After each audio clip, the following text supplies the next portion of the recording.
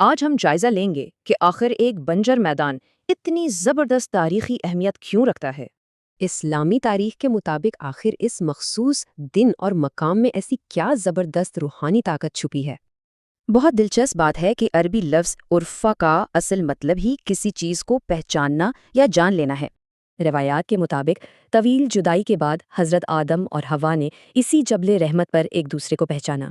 اس تپتے میدان میں کھڑا ہونا اتنا اہم ہے کہ اس کے بغیر تو حج بالکل ہی نامکمل ہے۔ اب ذرا 632 عیسوی میں چلتے ہیں، جب ہجرت کے 10ویں سال کچھ تاریخی واقعات رونما ہوئے۔ ذرا اس منظر کا تصور کریں، 1 لاکھ سے زیادہ مسلمان اس وسیع میدان میں نبی صلی اللہ علیہ وسلم کے ساتھ موجود تھے۔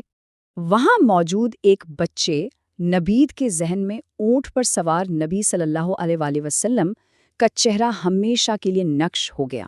اسی مقام پر نبی صلی اللہ علیہ وآلہ وسلم نے اپنا تاریخی آخری خطبہ دیا، جس میں ایک منصفانہ معاشرے کی بنیاد رکھی گئی۔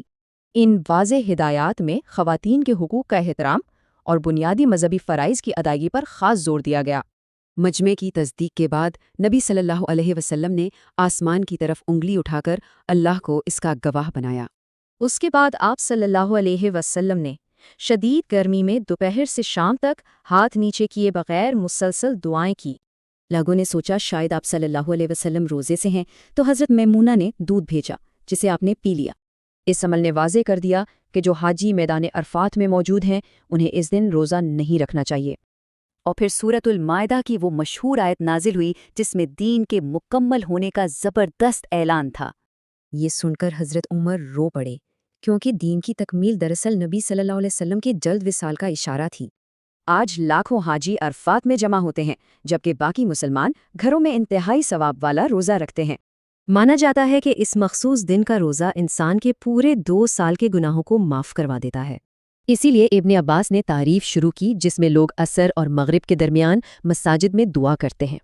تو دراصل عرفہ محض ایک جگہ نہیں، بلکہ گہری توبہ اور رحمت کی امید کی ایک انتہائی طاقتور اندرونی کیفیت ہے۔ سوچنے کی بات ہے، جب اتنی عظیم معافی فراخدلی سے بانٹی جا رہی ہو تو پھر مانگنے سے ہچکچا